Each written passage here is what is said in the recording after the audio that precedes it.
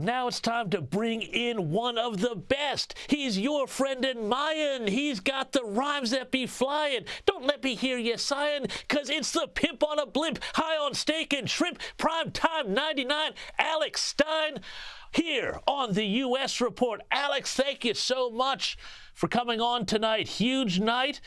But I want to ask about some craziness that's been happening in Washington with Congresswoman Alexandria Ocasio-Cortez. Now, you are a great fan of AOC, but she got a taste of her own medicine this week after she was confronted by pro-Palestine protesters at a movie theater in New York. Have a look at this. You refuse to call it a genocide in front of everybody. I need you to understand that this is not okay. It's not okay that there's a genocide happening. You're not actively against it. You're lying. And you're going to cut this and you're going to clip this so that it's completely out of context. It's man. And you're not helping these people. TV. And you're not helping them. You refuse to. You're not helping them. To Alex Stein, they're just doing, these protesters are doing what she told them to do, because in a tweet from 2020, when she was encouraging voters to engage in uncomfortable protests to advocate for climate change, she said that people should go and take discomfort with the status quo and advocate for concrete policy changes and essentially get up in people's faces. Alex Stein is our friend AOC, just a big old hypocrite here.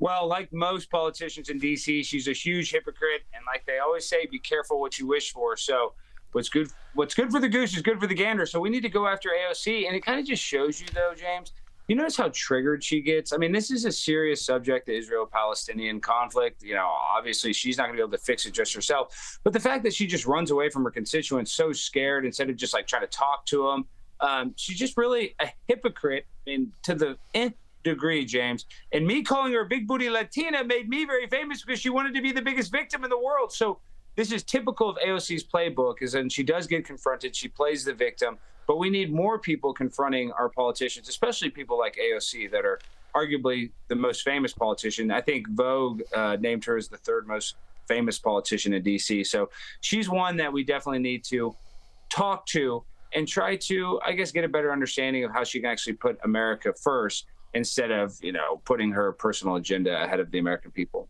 But, Alex, you're such a great advocate of doing something that I think, you know, the right has often forgotten how to do, which is to use A, humor, and B, some of this direct confrontation, which is something that the left has been very, very good at.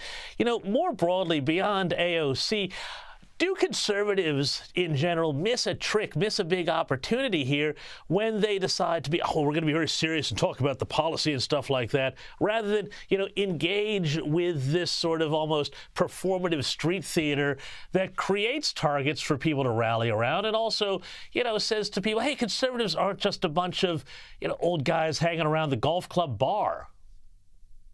No, James, you're exactly right. I mean, modern day conservatism needs to change from, I guess, just like the country club people, the good old boy, even though it is the, you know, GOP. So I guess that makes sense. We do want some traditionalism. But at the same time, I think that we need to have a populist movement that helps the American people, because I would say that more people would identify as conservative than they even realize, because people, they don't even know their own politics. Here in America, most people don't even know who Kamala Harris is.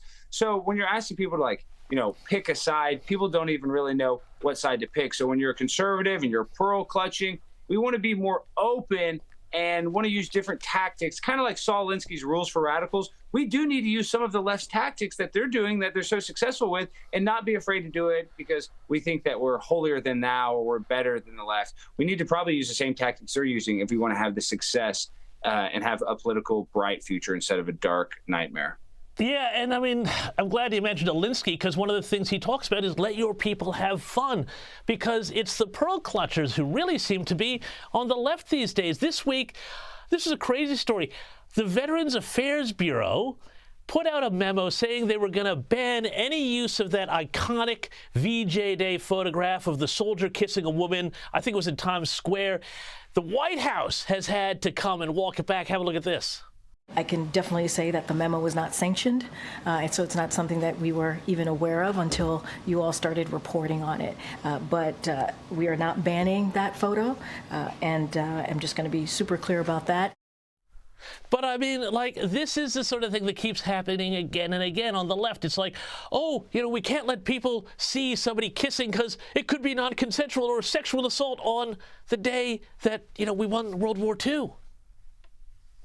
Yeah, and what's funny about that picture, there's an African-American in that picture, and it's just like the Washington Redskins when their quarterback, Doug Williams, was the first African-American quarterback to win the Super Bowl. And for the past few years, every year during the Super Bowl, they always show the past teams that won it, and they haven't been able to show Doug Williams, who won the Super Bowl, as a Washington Redskin because they don't want young fans to see the Redskins. I mean, that's how political correctness is ruining society, that the Washington Redskins, we can't even celebrate the first African-American QB winning the Super Bowl because the logo on his helmet is considered racist. So that's where we're at. I mean, everything is racist. I mean, literally everything is racist right now, James.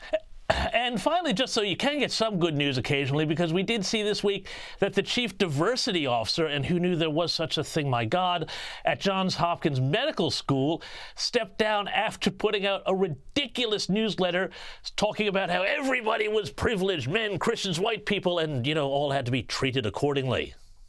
I mean, it's absolutely ridiculous, though, about the victimhood. That goes back to AOC. I don't know why people use victimhood as currency. This woman is working for one of the top companies in the world, and she still wants to complain. She still wants to play the victim. So until people take, I guess, accountability and stop doing that victimhood life, we're just screwed. Alex Stein, thanks so much for your time tonight at the U.S. Report. Very quickly, on a scale of 1 to 10, how do you rate my rap as a great rap artist yourself?